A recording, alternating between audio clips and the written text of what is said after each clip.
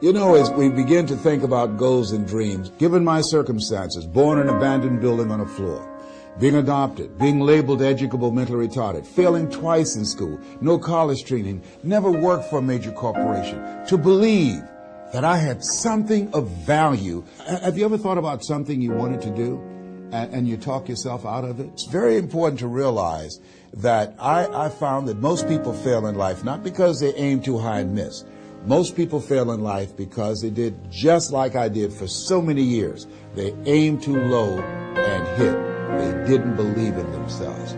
So I want you right now to revisit and look at your goals and dreams, and let's raise the bar. And I want you to say with me, it's possible. It's possible. It's possible. I can do this. I can make this happen. No matter how bad it is or how bad it gets, I'm going to make it. It's possible. Yes, your dream is possible. Say that to yourself every day. Feed your mind with words that you write and words that you hear and words that you speak to yourself. Feed your faith and your doubts will starve to death. Say to yourself, it's possible. It's possible.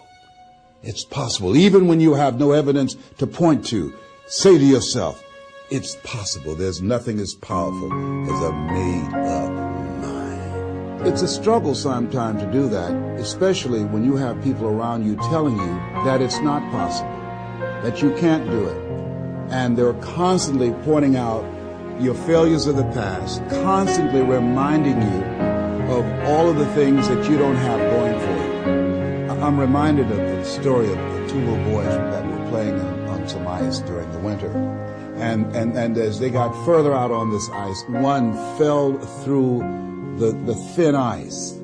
And so the little fellow that was still on top of the ice, he was trying to save his little buddy.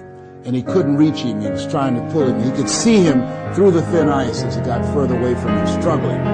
And he couldn't reach him, and he was trying to break the ice, and he couldn't do it. And he looked around, and he saw a tree in the distance, and he ran, and he got up on the tree, and he pulled and broke down an enormous-sized branch, and came back and savagely began to beat that ice, and broke it, and miraculously, he saved his friend.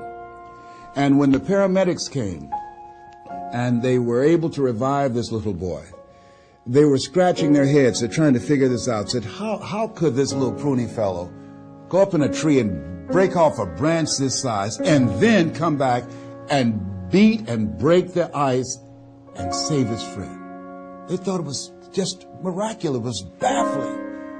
And an old guy who was there said, I can tell you how he did it. And they said, how? How did he do it? And he said, there was no one here to tell him that he couldn't do it.